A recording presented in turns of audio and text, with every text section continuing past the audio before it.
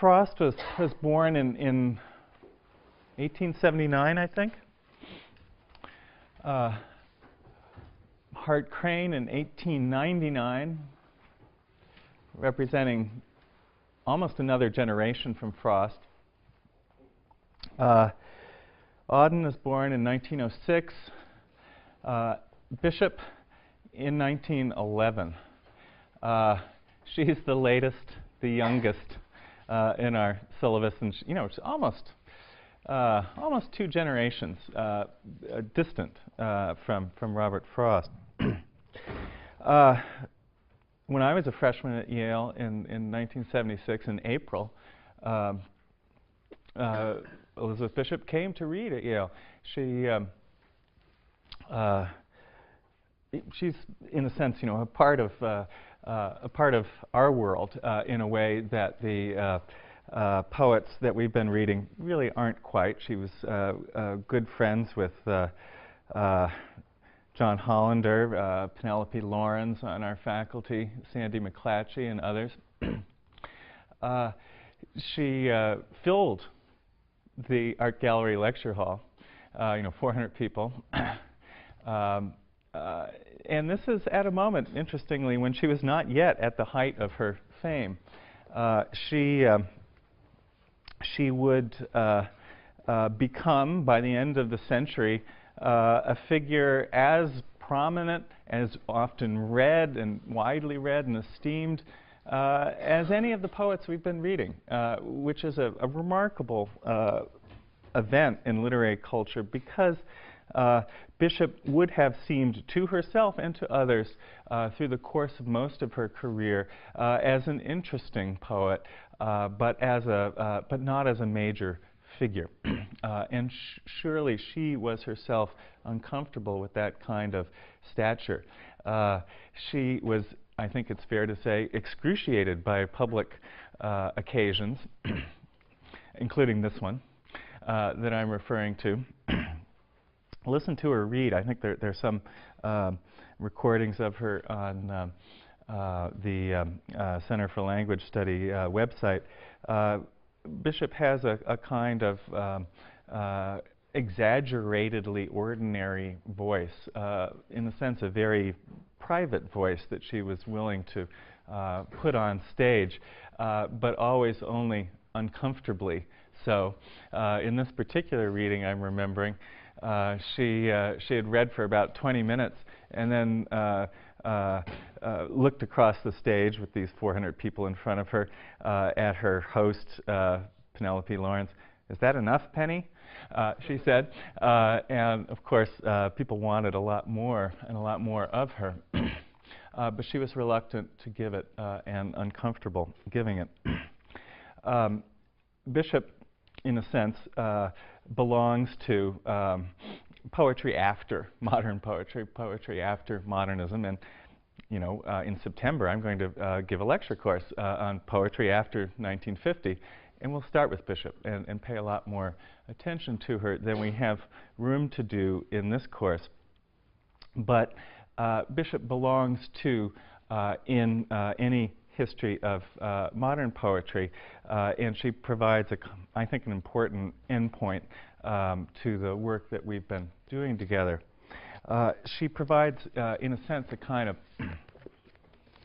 extension of certain strains of modern poetry, and also at the same time a kind of critique of them.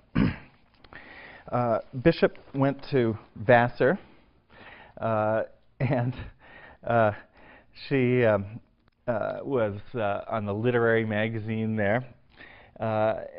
And in 1929, I think, she interviewed the important guest on the campus, T.S. Eliot. I would have liked to have been in the room. She wrote, well, and I guess what I want to highlight is the fact that, well, Bishop was in college reading Eliot and having Eliot visit when she's really forming herself as a writer. she wrote a paper for one of her courses called Dimensions of the Novel. And this essay involved a reading of Eliot's essay, Tradition in the Individual Talent, which you've read and which we've talked about. Bishop liked it. She was interested in it. In her account of the way in which she uses Eliot, she accents certain aspects of his ideas and downplays others. Let me quote from that essay. She says, this is on your handout, "A constant process of adjustment," and that's Eliot's word, adjustment, is going on about the past. Every ingredient dropped into it from the present must affect the whole. You remember Eliot writing about that in Tradition in the Individual Talent, where he talks about how the new work reshapes everything that's gone before.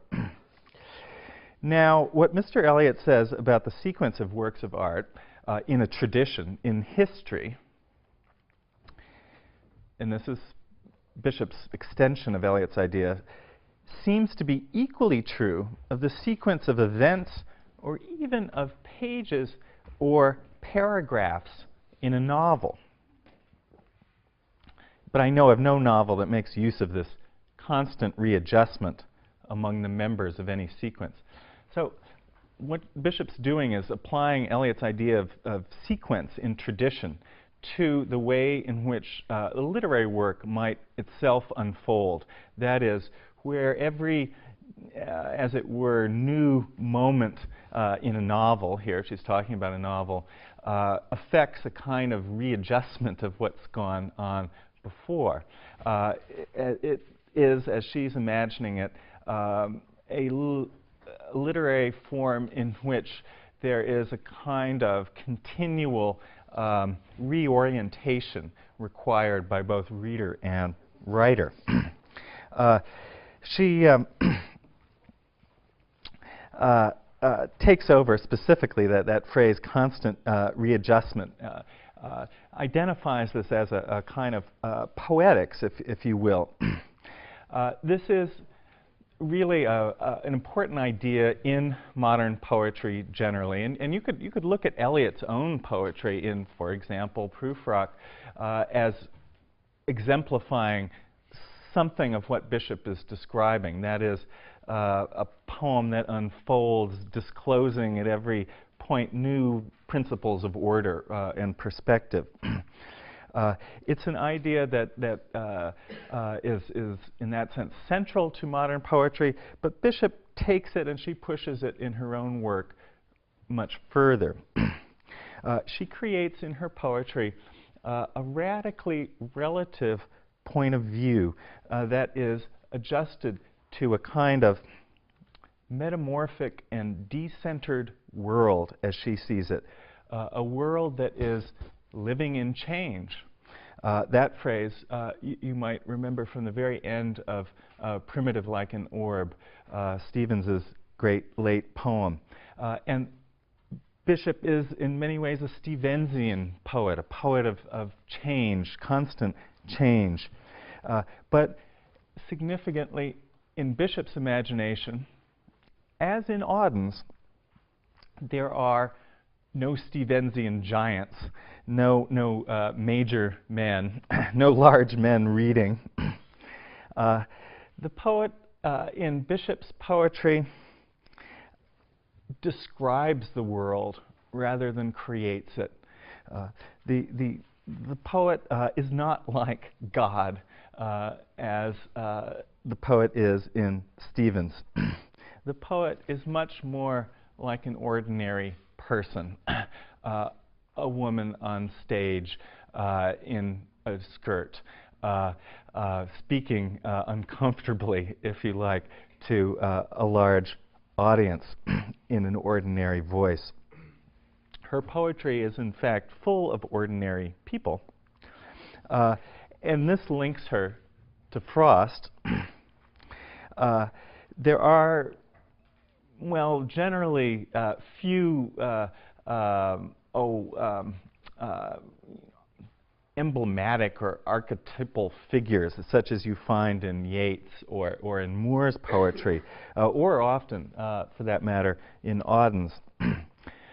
There is in Bishop really no sublime, no Yeatsian ascent out of the foul rag and bone shop of the heart. There's no cranian verticality, no Icarus-like ascent of the sky. Instead, Bishop's poetics of description are what I would call a kind of horizontal poetics that moves laterally, that is earthbound and is concerned with, in a sense, this is her primary recurrent trope, mapping the world, giving an account of the Earth's surface. It's a perceptual poetics that she's concerned with, something she calls geography or sometimes travel. The poem that really inaugurates Bishop's mature writing and that she placed first in her first volume of poetry, North and South, and that subsequently was placed first in all collected volumes of her poems, is the poem called The Map. It's a kind of preface to her work, and it's an inevitable place to start thinking about her. So let's look at it together. A poem written in, I believe, at least begun New Year's Eve 1933 as Bishop left college. Maybe you seniors will write your own map next year. She didn't collect it in a book until 1946, which is her first book publication. Like Stevens, like Frost, she's slow to gather her first poems. The poem begins with a marvelous limpid clarity. Land lies in water. It is shadowed green. Shadows, or are they shallows, at its edges, showing the line of long seaweeded ledges where weeds hang to the simple blue from green? Or does the land lean down to lift the sea from under, drawing it unperturbed around itself? Along the fine tan sandy shelf, is the land tugging at the sea from under? It's a deceptively declarative, flat voice, a voice of description. It is interestingly impersonal and intimate at once. It's as if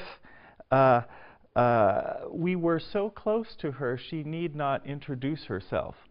We are invited to look over her shoulder with her at the map. She doesn't, as I say, introduce herself or her subject really here. She just starts. The poem represents itself as happening now, as if it were recording the mind in action, a process, an action of perception. The poem was gathered first for publication by Marianne Moore, who was Bishop's friend and mentor, a friendship described in Bishop's long, beautiful, funny memoir, Efforts of Affection, that I asked you to read when we were reading Moore. An essay that tells you a lot about Moore, but also tells you a lot about Bishop.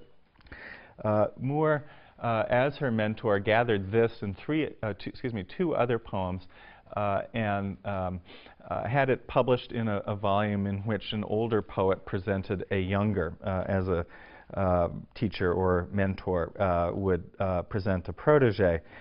Moore says about Bishop's poems a number of interesting things. I've sampled just these sentences on your handout.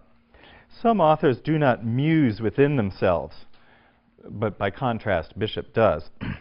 Those other authors, think, like the vegetable shredder which cuts into the life of a thing. Miss Bishop is not one of these frettingly intensive machines. Yet, the rational considering quality in her work is its strength. The rational considering quality, assisted by unwordiness, uncontorted intentionalness, phrases that only Marianne Moore could have produced, the flicker of impudence, the natural unforced ending. These are important qualities of Bishop's writing, although to highlight them is to risk a sort of misperception. That is, if Bishop presents herself as a kind of rational, considering intelligence in these poems, what she very rapidly uncovers is fantasy and the fantastic or fabulous or metaphorical. Just so, her poetry of perception and description, rather than giving us a kind of poetics of objectivity that we might associate with Pound and imagism, very quickly turns back on the perceiving subject to ask questions about the process of perception itself and to suddenly become a poetry very much about subjectivity. You can see this going on already in the lines that I've quoted here. Bishop no sooner says one thing than she elaborates it or questions it. Shadows, or are they shallows, she says. She's formulated one idea, and then she asks a question about it, and then a further question about that. This is very much an image, a poetics of a mind in action, a mind thinking. That is the drama that Bishop shares with us. In another early statement, this in a letter to a poet, Donald Stanford, she quotes a literary critic on Baroque, that is 17th century prose, which she liked. And this quotation is also on your handout. That is the writers of Baroque prose, their purpose was to portray not a thought, but a mind thinking. They knew that an idea separated from the act of experiencing it is not the idea that was experienced. The ardor of its conception in the mind, that's my misprint, is a necessary part of its truth. The ardor of the conception in the mind is what Bishop wants. Ardor, that's an important word. It suggests passion, a certain amount of heat, emotion, and heart. In Bishop's case, this ardor is communicated sometimes through the deceptively cool manner of self-interrogation, and in particular through the grammatical form of the question. Here, in this very first paragraph of her poetry, Bishop is asking questions. There's a kind of level of clarity and detail in her observations that makes what she's looking at interestingly unstable and uncertain. She turns back on it, asks questions about it. You could contrast Bishop's questions with Yeats's great rhetorical questions, a form that we stressed in reading Leda and the Swan and other late Yeats poems. In general, thinking about Bishop's relationship to Yeats, you could say that Romance Quest, which is this essential structure that's behind all of Yeats's poetry, Romance Quest has come down in Bishop to the act of asking questions, raising questions. Here, in this poem, and very frequently in other Bishop poems, questions specifically about boundaries, about the way in which we categorize and frame the world, how we draw lines and separate and connect things at the same time. As we do, one thing seems to turn into another. Opposites interact, opposites are involved. And notice the pair of opposites that she's stressing here, land and water. These are primary categories that her poetry centers itself on over and over again. Bishop is a poet of the seashore. There are poems throughout her career that station themselves on the beach in particular, a place of unstable, uncertain, dynamic boundary.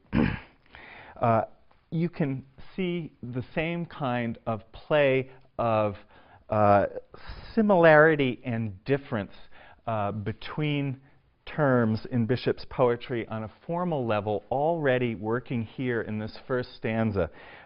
It is rhymed poetry, isn't it? But what an interesting set of rhymes. Green, edges, ledges, green. Under, itself, shelf, under. These are rhymes where it seems as though words are a little too close together. They're repeated, green, or maybe a little too far apart. In the second stanza, then, the rhyme scheme gives way entirely. This is like Bishop, to set up one pattern and then drop it. The shadow of Newfoundland lies flat and still. Labrador's yellow where the moony Eskimo has oiled it. We can stroke these lovely bays under a glass as if they were expected to blossom, or as if to provide a clean cage for invisible fish. The names of seashore towns run out to sea. The names of cities cross the neighboring mountains. The printer here experiencing the same excitement as when emotion too far exceeds its cause. These peninsulas take the water between thumb and finger like women feeling for the smoothness of yard goods. Then the rhyme scheme returns. And again, it's a peculiar one that includes not just a rhyme, but a repetition of particular words. Mapped waters, she says, are more quiet than the land is. Lending the waves, excuse me, lending the land their waves' own conformation. And Norway's hair runs south in agitation. Profiles investigate the sea where land is. Are they assigned, or can the countries pick their colors? What suits the character or the native waters best? Topography displays no favorites. North's as near as west. More delicate than the historians are the map makers' colors. It's a poetry, like aspects of Yeats, like aspects of Moore's, that presents itself with a kind of resolute clarity and simplicity, of lucidity, of language that sometimes seems to feel like prose. There is lyric power here, but it's got at through a language, again, close to that of ordinary life. As Bishop observes the boundaries that she's talking about here, the sea and the shore, she's also concerned with another set of opposed terms, and ones that will follow her throughout her poetry, and that is the difference between the real and representation, and the ways in which representation, that which is represented, can take on a certain kind of reality itself, as she fancifully allows the forms of the map to do here. The map really becomes a world, and not only a representation of it, and the poet plunges really imaginatively into it, takes us with her as she does, entering the versions of life that it suggests to her. In that third stanza there, though, as she returns to that peculiar rhyme scheme, there's a certain kind of holding back, gathering of her intelligence, and reflection on the process that she's been engaged in. What emerges there is a kind of key idea, the one I've already mentioned, geography or topography here. Geography, topography, they display no favorites. They represent a poetics that is non-hierarchical in its orientation. And again, this is a link to Moore. Bishop is interested in a point of view that takes no sides, except to suggest, to insist on the relativity of all cognitive categories. North's as near as west. It always is, right? That is, it's as near to the perceiver, whose perspective is constantly shifting, constantly readjusted.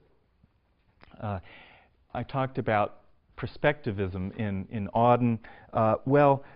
Bishop has a hold of the same idea and will make it even more central, make it more thematically central to her work than even Auden. The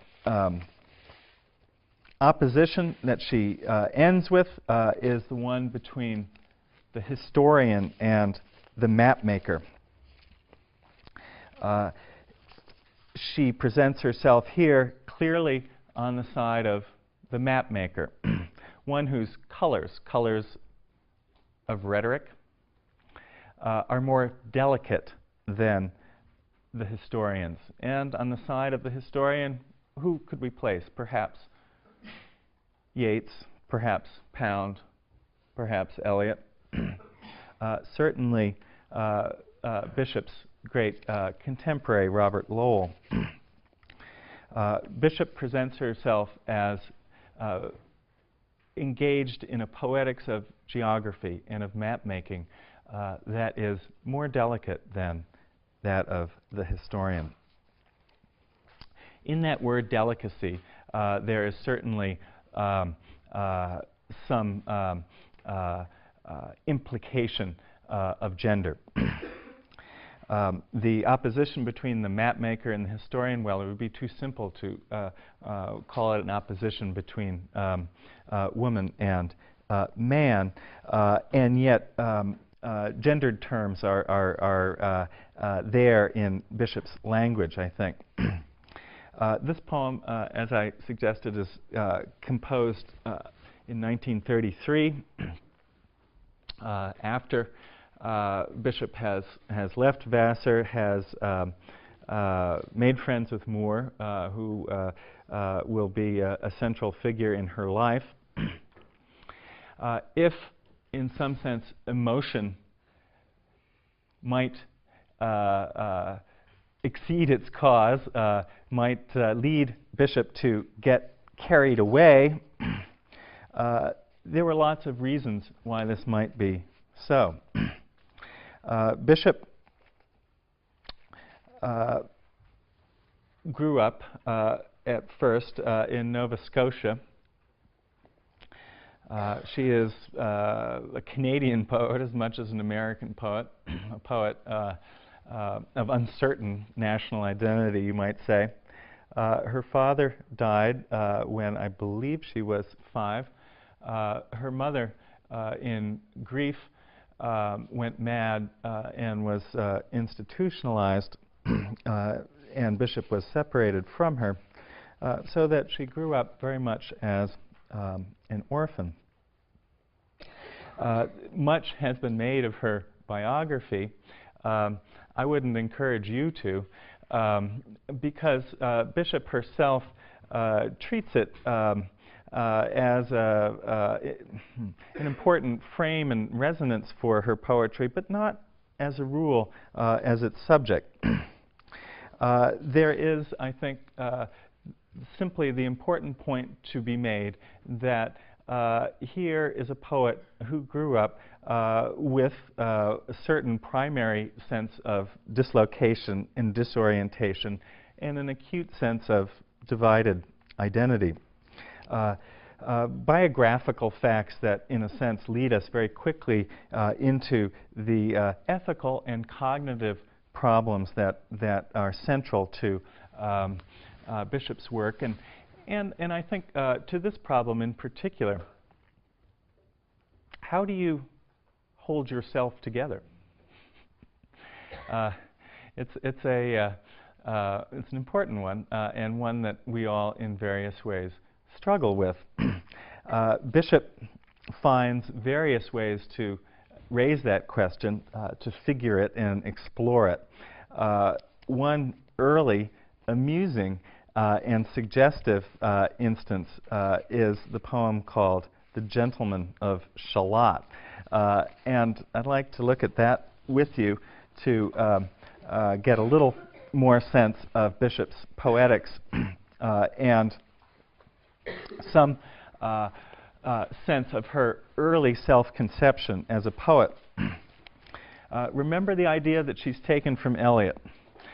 She wants to imagine a kind of writing that would include time in it, that would include change in it, in which the organization of the whole would be constantly subject to readjustment.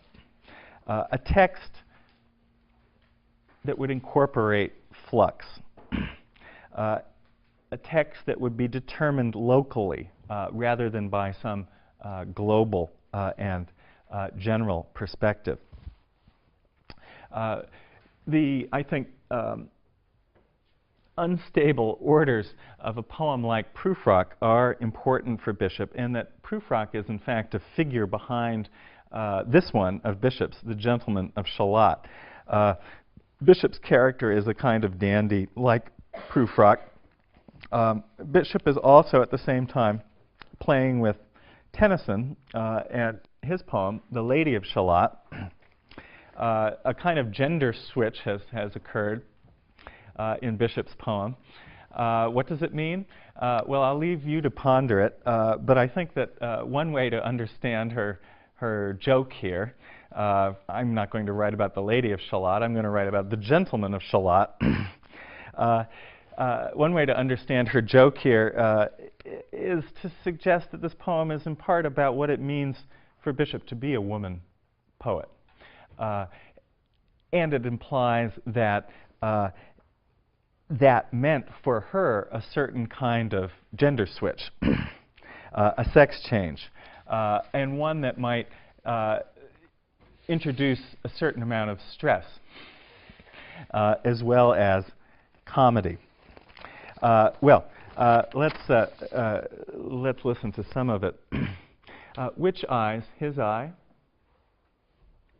Which limb lies next the mirror? Her joke is that the Gentleman of Shalott, like the Lady of Shalott, is fixated on a mirror, But the mirror that is in place here is one that, as she'll describe it, goes down the body, splits this figure, creates a kind of divided figure. Which limb lies next the mirror? For neither is clearer nor a different color than the other, nor meets a stranger in this arrangement of leg and arm, and so on. To his mind, it's the indication of a mirrored reflection somewhere along the line of what we call the spine. He felt in modesty his person was half looking-glass, for why should he be doubled? The glass must stretch down his middle, or rather down the edge. But he's in doubt as to which side's in or out of the mirror. There's little margin for error, but there's no proof either. And if half his head's reflected, thought, he thinks, might be affected. This is a poetry that presents itself as light verse. In that way, it's, again, like much of early Auden. And yet it is a poem that is secretly very serious. Well, much of the lightness as well as the seriousness of the poem depends on its formal organization. These lines are, well, aren't they about half as long as a normative line of poetry? And they're rhymed. But they're rhymed in a most interesting and playful way. In fact, the poem has a lot of play in it. The pleasure that it gives is one of a certain mild exhilaration and uncertainty, of a pattern that includes and that, in fact, tolerates or even generates dramatic change in line length and surprising rhymes. The gentleman is, in a sense, trying to hold himself together. The idea is repeated by the poet trying to hold her lines together in rhymed couplets. Bishop is, in general, a very interesting poet technically. Here, as elsewhere, how relaxed, how unpretentiously casual, how disorientingly casual even the voice is.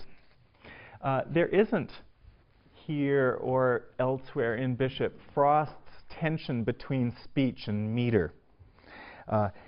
Rather, as in this case, each keeps getting adjusted to the other. It's important. There's almost no blank verse, no iambic pentameter in Bishop. The canonical heroic meter doesn't appear here, except I think possibly in one or two examples. There are in Bishop free verse poems. There's meter and rhyme.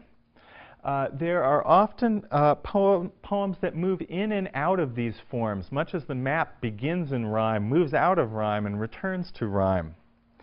The poems don't seek Moore's highly idiosyncratic, crafted formal arrangements. Instead, Bishop's practice is probably closest to Auden's, who's got a form for every occasion, form for every purpose.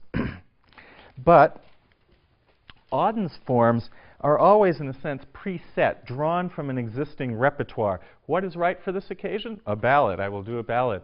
A sestina, elegiac quatrains, etc.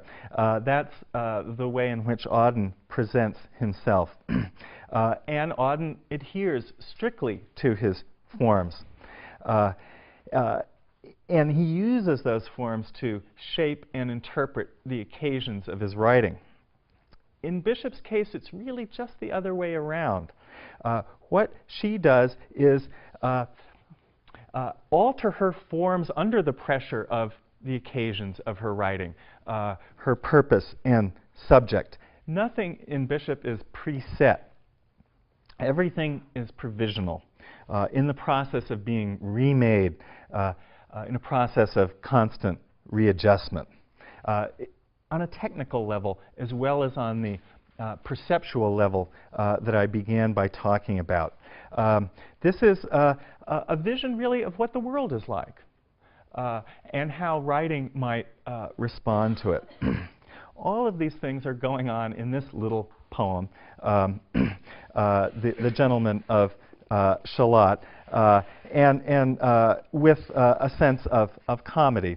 If the glass slips, he's in a fix, only one leg, etc. But while it stays put,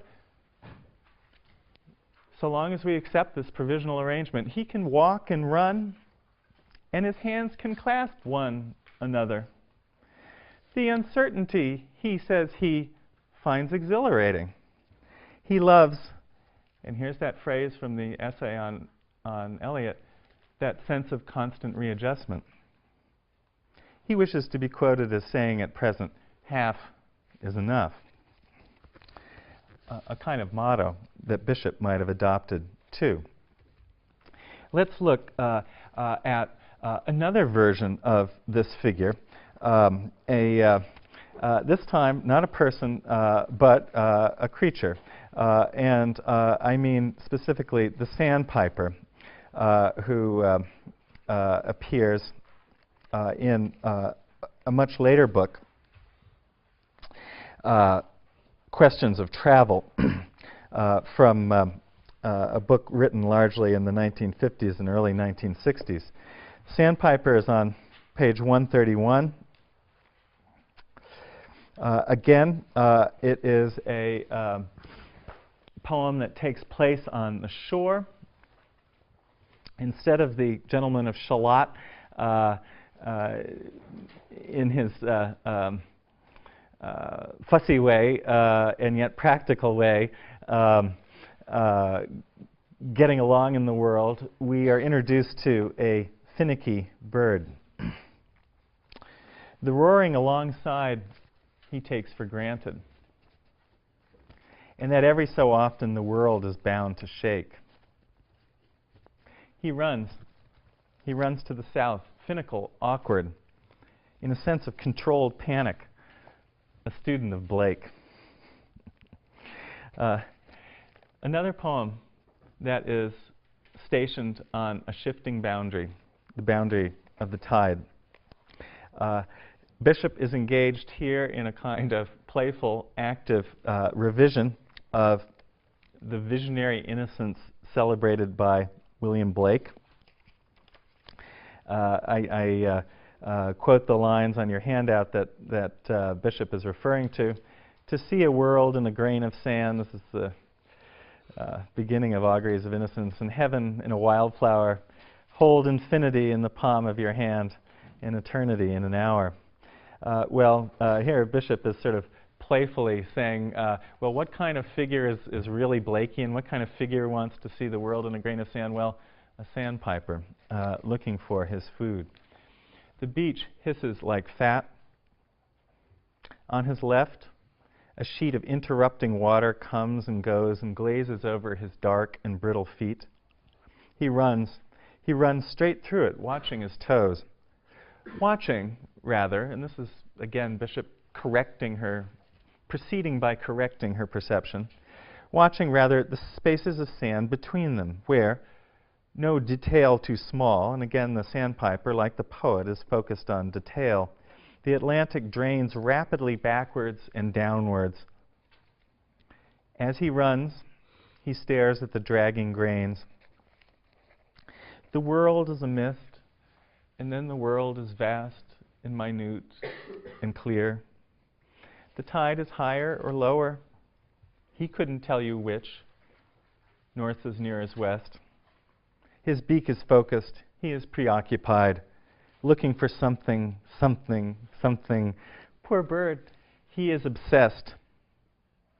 The millions of grains are black, white, tan, and gray, mixed with quartz grains, rose, and amethyst.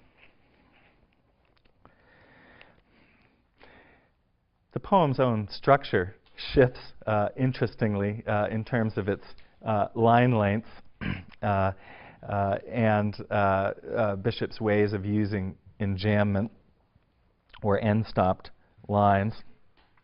The world is, well, the world is a place of vast forces, of roaring, of mist, and yet it's also minute and clear. All of these things at once or in succession. The bird's perspective can't tell us whether the tide is higher or lower because he is, as it were, in the picture. He's always wherever it is. It is a position, again, of constant readjustment. What is he looking for? Something, something, something. A calculatedly vague word, a word that we see Frost using in "for once then something."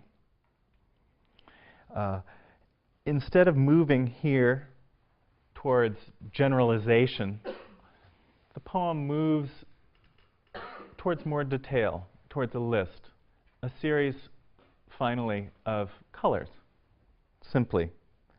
In a sense, Bishop moves away from the black and white to other shades, shades that involve combinations of colors. The question is really, how can the world be seen serially? How can it be made, how can it be seen as a series of perceptions and yet able to cohere? This is a fundamental question of Bishop's poetry. It is, as it were, the complement of the question, how can you hold yourself together? Well, how can you hold the world together? How can you hold the world that you perceive together? Bishop's great poem on this subject is the travel poem, Over 2,000 Illustrations and a Complete Concordance, which I promised to talk about on Monday.